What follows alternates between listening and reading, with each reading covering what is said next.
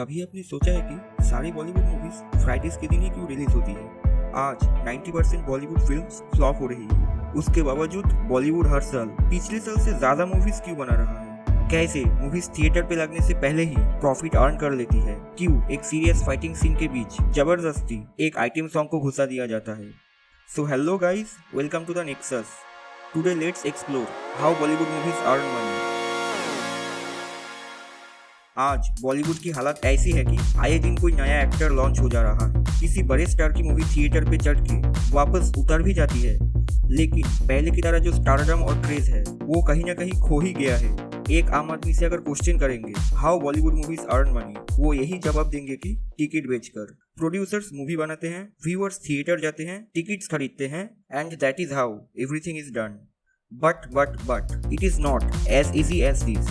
A lot of things are involved in this process. Movie सिर्फ on screen actors and views तक सीमित नहीं है।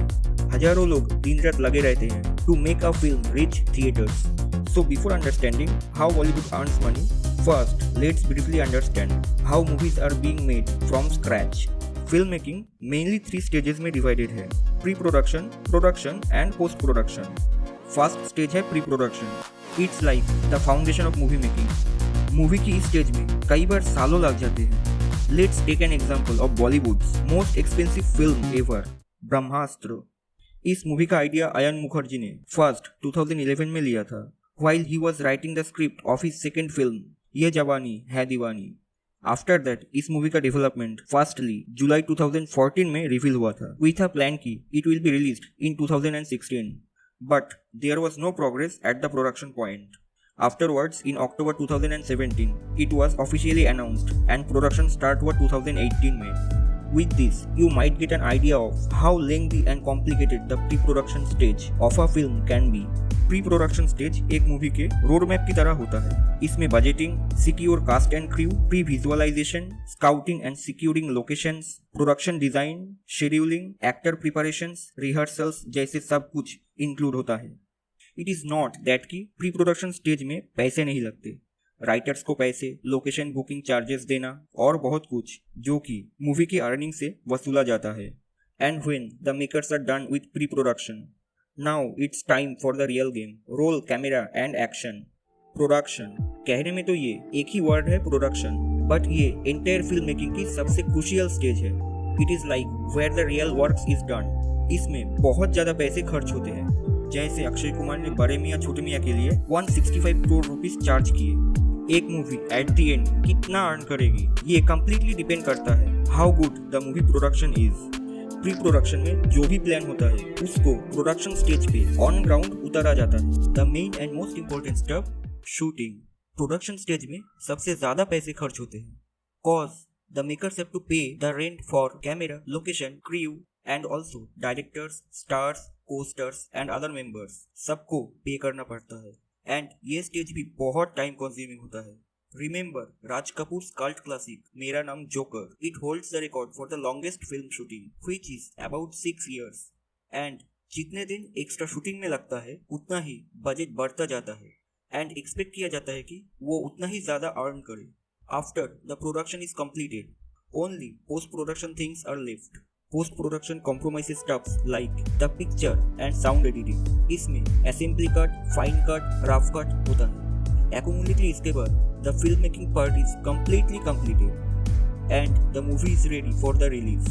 लेकिन it's not that simple. The real game starts now. The marketing and distribution. Filmmaking का process बहुत लेंदी होता है। सालों लग जाते हैं एक मूवी को बनाने में एंड इसके हर एक स्टेज पे पानी की तरह पैसे बहाया जाता है, जो कि किसी इंडिविजुअल के लिए बियर करना इम्पॉसिबल है। आजकल एक मूवी का एस्टिमेटेड प्रोडक्शन बजट 50 करोड़ से लेके 500 करोड़ तक होता है। ये इतना बड़ा अमाउंट है कि बड़े से बड़े सेलिब्रिटीज लाइक अमिताभ बच्चन, अक्षय कुमार भी एक सिंगल मूवी पर नहीं लगा सकते। इसीलिए आजकल ऑलमोस्ट सारी मूवीज प्रोडक्शन कंपनीज और कॉर्पोरेट हाउसेस के थ्रू ही प्रोड्यूस होती है। And the surprising fact is कि कई बार ऐसा भी होता है कि किसी एक प्रोडक्शन हाउस के लिए सिंगल मूवी पे इतना स्पेंड करना इम्पॉसिबल होता है। इन सिचुएशंस में मल्टीपल प्रोडक्शन हाउसेस उस मूवी पे इन्वेस्ट करते हैं। Take an example of one of the most expensive films, Brahmastra. इस फिल्म को Dharma productions, star studios, prime focus ने मिलकर प्रोड्यूस किया था because of its huge making cost.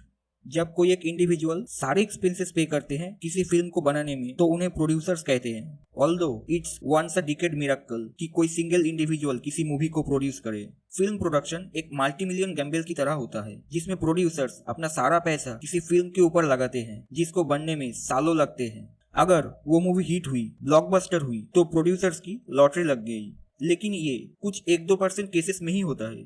आप भी जानते हैं करेंटली 99% मूवीज फ्लॉप ही होती है। 2007 में एक एपिक कॉमेडी मूवी आई थी भेजा फ्राई। इस मूवी को एक प्रोड्यूसर सुनील दोशी ने प्रोड्यूस किया था। लकीली ये मूवी सुपरहिट हो गई और 70 लाख के बजट में बनी हुई ये फिल्म ने ऑल टाइम कलेक्शन 18 करोड़ का किया। ऑन द अदर हैंड 1997 में बनी मेरा नाम जोकर, जिसके डायरेक्टर, एक्टर, प्रोड्यूसर तीनों राज कपूर थे। ऑल्दो ये मूवी ऐसे तो कल्ट क्लासिक थी but at the same time एक कॉमर्शियल फेलियर भी रही।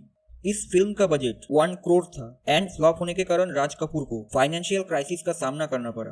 देयरफॉर आजकल फिल्म प्रोडक्शन एंड डिस्ट्रीब्यूशन एक वेल स्ट्रक्चर्ड प्लेटफॉर्म पे वर्क करती है जिसको बैक करते हैं prestigious production houses and distribution circuits, जो कि फिल्म के फाइनेंशियल लॉस का रिस्क फैक्टर बहुत हद तक कम कर देती है। इसीलिए आजकल फ्लॉप मूवीज जो थिएटर में 3 दिन चलकर उतर जाती है वो भी eight the and financial hit साबित होती है। मेकर्स का एम रहता है कि जितना उन्होंने फिल्म की बजट में इन्वेस्ट किया है उससे ज्यादा और अच्छा प्रॉफिट अर्न कर पाए, cause they have already paid the deserved amount to the actors, crew members, directors etcetera, as no one works for charity.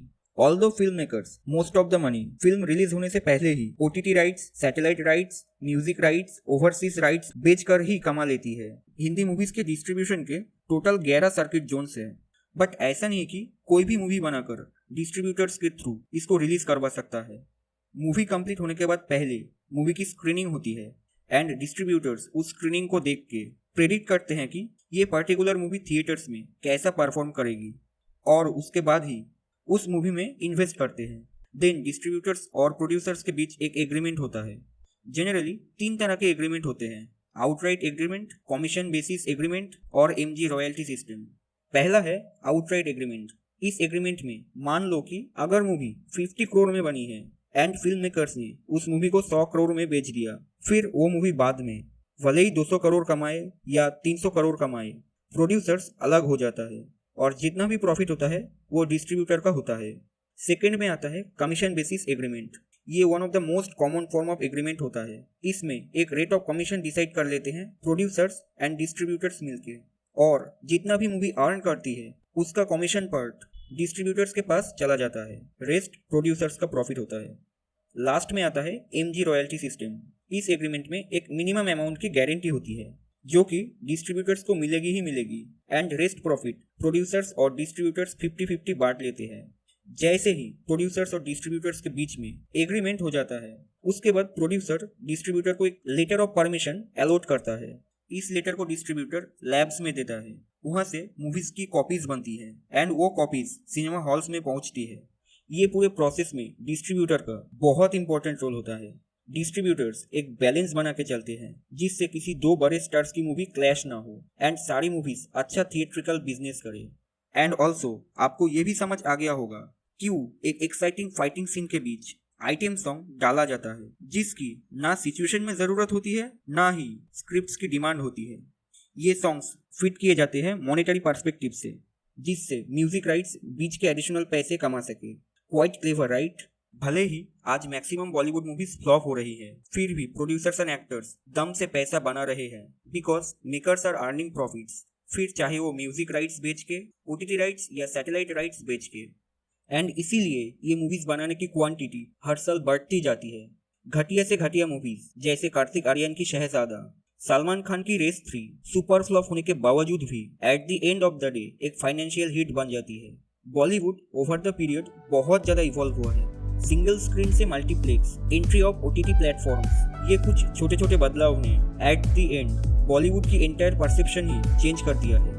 And wait, I have not answered, na? Why all films are released on Fridays? Well, I know you all are too smart and you already know why it happens. Answer it in the comment section below and let others also help to know the fact. So, this is how a movie sells. From the idea to the nearest cinema halls and how Bollywood does earn money. I guess now आपको आपके सारे सवालों का जवाब मिल गया होगा. I hope you enjoyed this video. Please like, comment and share. See you in the next video.